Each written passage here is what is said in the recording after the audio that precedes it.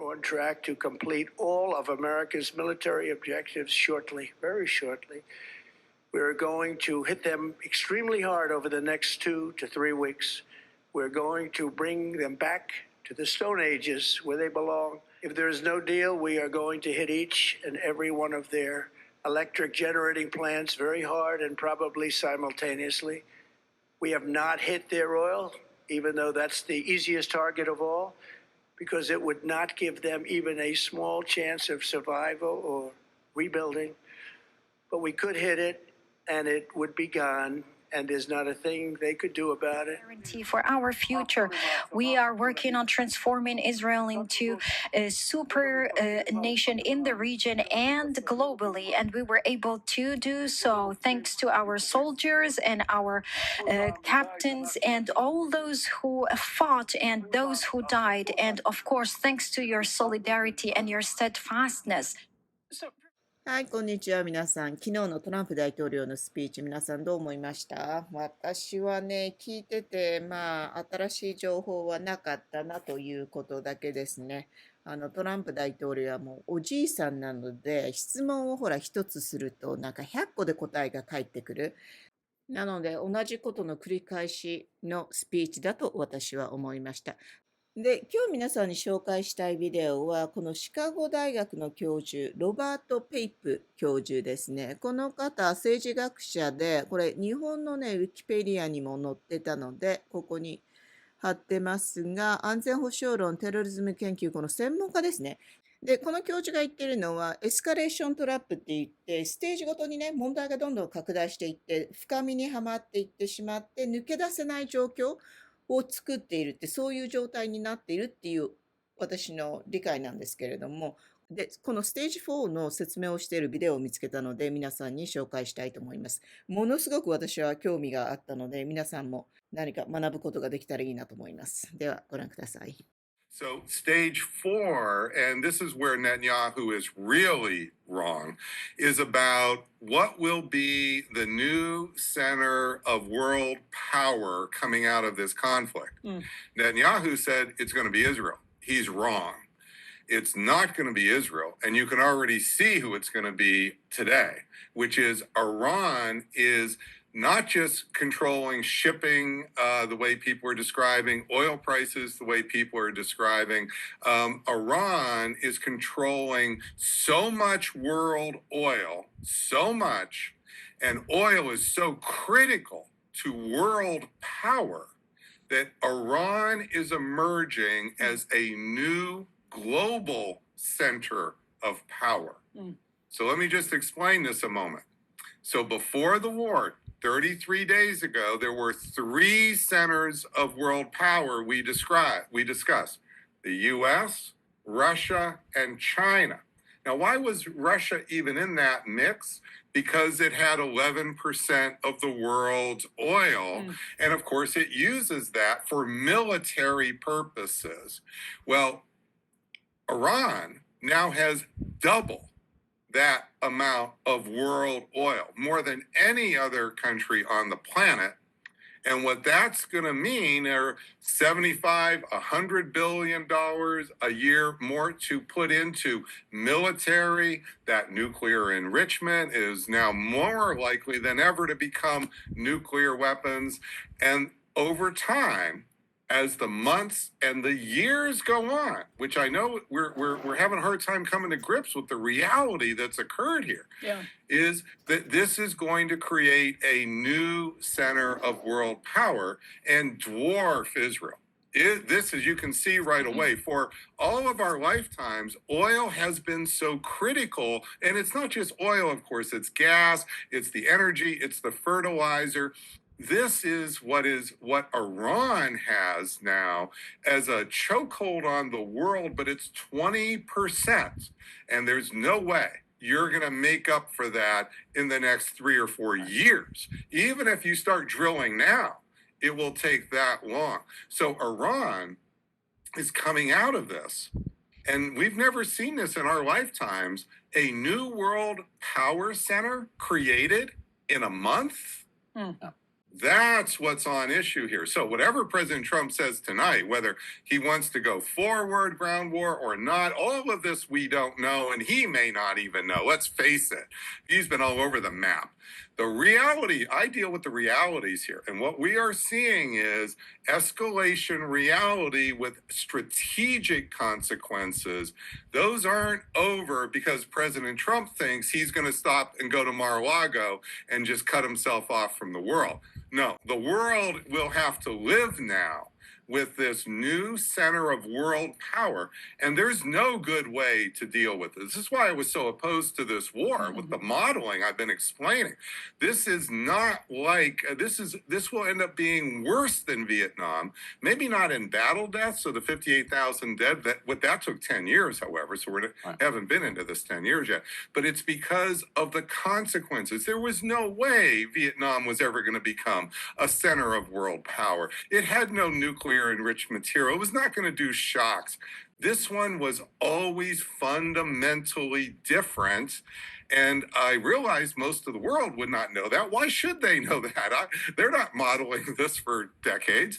This is what was always coming. And that's why I said this is the horns of a dilemma. It's a branching with where we're at. It's not well, now that we are going to not go forward with the ground war, we can all live happily ever after. Oil prices are going to come down. Iran's just going to give up the power that I'm describing. When was a country ever give up any power, let alone world power? Your answer to the question of what country would ever just voluntarily give up power might be the United States. Oh, yeah. Well, that's what you can. So all that talk of America first, okay, I've been trying to argue for America. I'm not using Trump's language. I'm not supporting that. But I'm just pointing out that was always cheap sales talk. Cheap sales talk. So what you're getting now is the reality, sir. And what you are seeing is, as the four centers of power now, there are now four, America's the one going down. Russia going up, China's going to be going up, Iran's going up. Who's going down? So let me explain first to your audience, what is NATO, okay? Yeah. NATO's not just a political club, a talking club of diplomats. It's a military organization with the American general at the top who gives orders to the other countries' militaries. That's what NATO is, okay? It's a command structure. Right now, today, sir, even though that still is in place, do you believe for a second the British Army is going to follow General Kane, the American? Just imagine if General Kane said, British Army, you go X. That's just not happening. So what I would just say is we've talked about the fading away of NATO for years. We're not at that point anymore. NATO is dead. NATO is in the morgue, and the obituary is what's being written now. So it's already dead. There's no way the Europeans are following the American generals here. And I'm sorry to say, even if it's a Democratic president comes in, they're not. We've elected Donald Trump twice now. The idea the Europeans are going to obey orders from American general, not happening. So this is really going to have also major consequences because we never had to worry about this problem of, these little dust-ups like on Greenland. Well, this may be a future here, and it's a horrible future. But I'm just pointing out what Donald Trump has done here. This is much larger consequences, and the oil shock and the energy shock is already astounding. I'm explaining there's a stage 4 here, and this is even as astounding as it's been already in 33 days. My gosh, the next 6 months, this is going to be the reverse of the end of the Cold War. The end of the Cold War, we shot up like a rocket. Those 90s, Bill Clinton's presidency, oh my goodness, those days, everybody, we all know, boy, do we want those days back, right? Well, this is the other way around.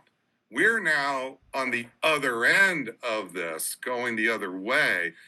You mentioned at one point in this thread, watch the deployments. As U.S. forces move to secure the Strait of Hormuz, the region is already splitting. Iraq is hedging, Qatar and Oman are staying neutral. Saudi and UAE are growing more alarmed. So Oh, go ahead. well, I was just going to say, we woke up this morning to news that Amazon had been hit in Bahrain and that Oh, the well, IRGC of is threatening all course, of these major defense contractors in the Gulf region. And I was curious from your perspective, Professor, that seems like very obvious tripwires around the entire region where you could end up seeing boots on the ground to potentially defend those major defense contractors. Well, you're seeing this, that we're on the horns of the dilemma. So you're seeing right there, do we defend it or do we go away? You see, this is what we're looking for here. And I suspect whatever President Trump says tonight, 2 weeks from now, we'll see where we're really at. That's why I say follow the deployments. Right now, we have another carrier coming to the region. We have more special forces being mobilized. We have the additional Marines coming. Until those forces literally reverse course in the water and the Marine Muse, that big hunk of metal ships with all those equipment, go back to Japan and go back to California, and we start pulling out forces from the region and moving them to other parts of the world, this is not a reality. Iran, I warned before that as Iran's horizontal escalation would continue, you would see the fracturing of the Gulf states. That's exactly what you're seeing. And Bahrain, I explained in that tweet here, there's 3 groups in the Gulf states now. There's those already bandwagoning toward Iran, that's Iraq.